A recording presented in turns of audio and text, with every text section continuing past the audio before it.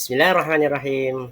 Kembali pada sesi yang ketiga saat ini, Al-Quran Hadith. Ya, kita excited to know it now. Ya, jadi bagaimana Al-Quran Hadis itu adalah sebuah ilmu yang bisa membuat kita bahagia gitu nah. Bahagia di dunia dan insya Allah terlebih lagi bahagia di akhirat. Next kita lanjut. Ya, semoga antum selalu sehat-sehat nak, dan mohon berkenan juga mendoakan kami supaya kami juga sehat-sehat sebagaimana anak-anakku semua. Selanjutnya, Bismillahirrahmanirrahim. Sebelum kita terlalu jauh masuk ke dalam, mari kita mulai dengan Bismillahirrahmanirrahim dan kita berdoa. Rabbi syarahli sadri wa yassirli amri wahlul 'uqdatam min lisani yafqahu qawli, amin. Ya.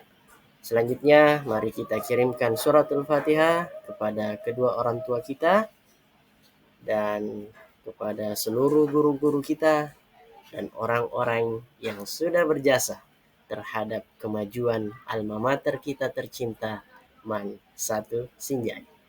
Allahumma salli ala Sayyidina Muhammad wa ala ali Sayyidina Muhammad. Ya, next. Mari kita mulai dengan siapa yang tahu gimana Al-Quran itu diturunkan. Nah, ada yang tahu nggak Al-Quran itu proses tahapan diturunkannya kayak gimana? Silakan anak-anakku. Bila mana ada yang tahu, bisa ditulis di kolom komentar. Ya. Setelah mengemukakan bahwa Al-Quran diturunkan seperti ini, jangan lupa kenapa bisa Al-Quran diturunkan dengan cara gitu. Nah, jadi ada alasannya. Ya. Next, secara majazi turunnya Al-Quran itu diartikan sebagai pemberitahuan dengan cara dan sarana yang dikehendaki Allah Subhanahu wa Ta'ala, sehingga dapat diketahui oleh para malaikat di Lauhil Mahfuz dan oleh Nabi Muhammad sallallahu alaihi wasallam di dalam hatinya yang suci. Adapun tentang kaifiyat turunnya Al-Quran itu terjadi perbedaan antara para ulama atau di kalangan para ulama kita. Next, mari kita cek bersama-sama. Jadi ini anak-anak sekalian, dalam konteks ini terbagi tiga. Yang pertama, Al-Quran itu diturunkan ke langit dunia pada malam Al-Qadar sekaligus lengkap dari awal sampai akhir. Ya. Pendapat ini berpegang pada riwayat At-Tabari dari Ibnu Abbas. Ya. Beliau berkata diturunkan Al-Quran dalam Lailatul Qadar dalam bulan Ramadan ke langit dunia sekaligus. Kemudian dari sana, maksudnya ya dari langit dunia itu diturunkan beransur-ansur ke dunia ini. Ya. Itu pendapat yang pertama dari riwayat At-Tabari Ibnu Abbas, dari Ibnu Abbas. Ibnu Abbas ini salah satu sahabat Nabi yang ketika usianya masih kecil pernah didoakan khusus oleh Nabi. Ada doanya itu yang bisa kita amalkan juga. Allahumma faqihhu fiddin wa allimhu ta'wila. Nah, doa Nabi ini yang menjadikan Ibnu Abbas itu pengetahuan keagamaannya sangat dalam, terutama di bidang tafsir. Ya. Kemudian yang kedua, Al-Quran sejatinya diturunkan menuju langit dunia sebanyak 20 kali Lailatul Qadar dalam 20 tahun. Nah, ada juga 23 kali Lailatul Qadar dalam 23 tahun. Ada juga yang mengatakan 25. 25 Lailatul Qadar ya dalam 25 tahun. Ya. Pada tiap-tiap malam diturunkan ke langit dunia tersebut sekedar yang hendak diturunkan dalam tahun itu kepada Nabi Muhammad Sallallahu Alaihi Wasallam dengan cara beransur-ansur. Itu yang kedua. Yang ketiga, Al-Quran itu permulaan turunnya ialah di malam Al-Qadar. Kemudian diturunkan setelah itu dengan beransur-ansur dalam berbagai waktu. Ya, baik anak-anak sekalian, selanjutnya Al-Quran itu diturunkan ke Lauhil Mahfuz. Itu tahapan pertama. Diturunkan di Lauhil Mahfuz atau ke Lauhil Mahfuz. Nanti setelah di Lauhil Mahfuz itu diturunkan ke Baitul Izzah. Ya, Baitul Izzah ya ini yang di langit dunia. Kemudian setelah di Baitul Izzah atau di langit dunia itu diturunkan beransur-ansur ke dunia. Next.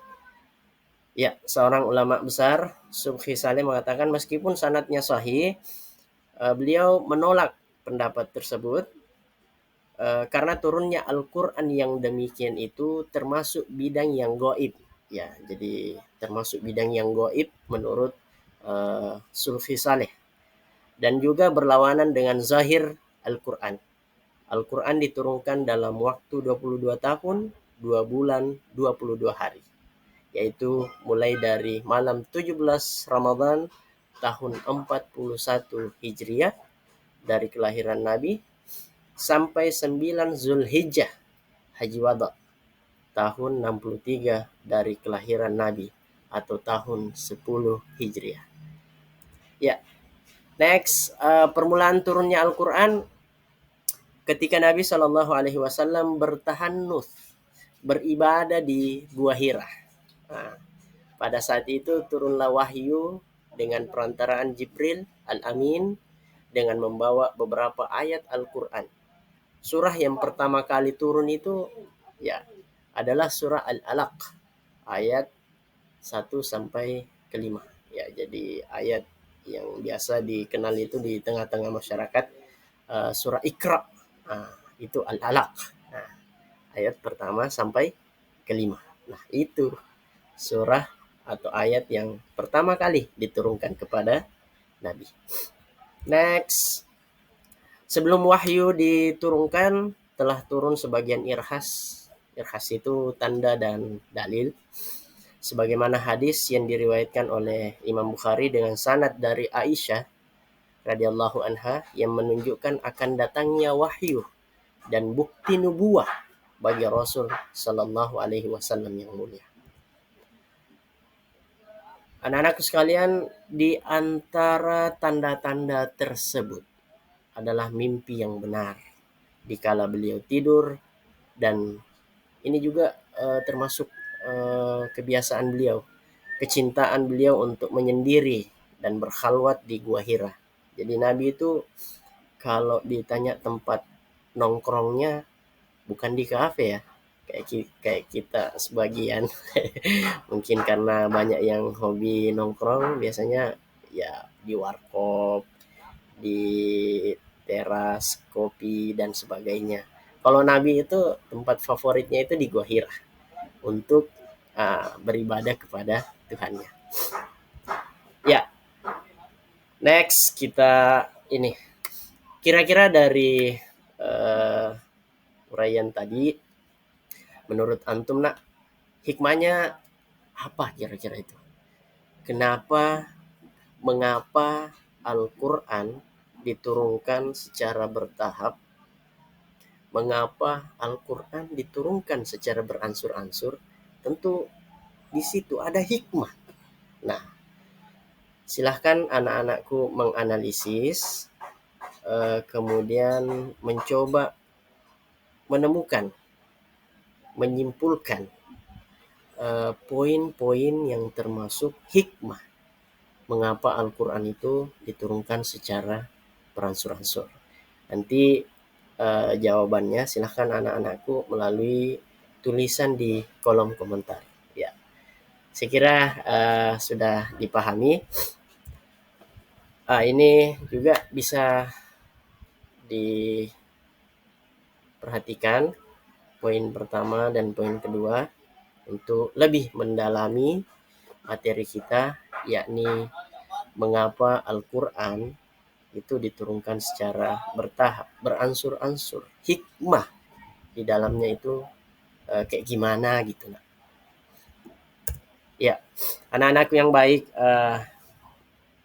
insya Allah kita lanjutkan sesi berikutnya next time, di lain kesempatan. Mudah-mudahan pertemuan kita pada kesempatan kali ini insya Allah senantiasa diberkahi oleh Allah Subhanahu wa Ta'ala. Let's close our meeting today. Yeah. Jadi mari kita sama-sama menutup pertemuan kita dengan doa kafaratul majlis. Subhanakallahumma wa bihamdik. Ya. Alhamdulillahirabbil alamin. Jadi anak-anakku sekalian, yang terakhir sekali, ketika di dalam penyampaian terdapat kehilafan, terdapat kekurangan, nobody's perfect in the world. Al-insanu makhallul khata'in wa nisyan. Jadi itu murni datangnya dari Al-Kautsar, kelebih kehilafan, kekeliruan dalam penyampaian materi. Tetapi ketika kebenaran, sesuatu yang baik-baik dan semua bisa diambil yang baik-baik, dicontoh, diamalkan dalam kehidupan sehari-hari kita, itu datangnya dari Allah Subhanahu wa Ta'ala. Demikian, Allah ya ta'ala salihin, Allahul muwafiq ila aqwamit thariq. Assalamualaikum warahmatullahi wabarakatuh.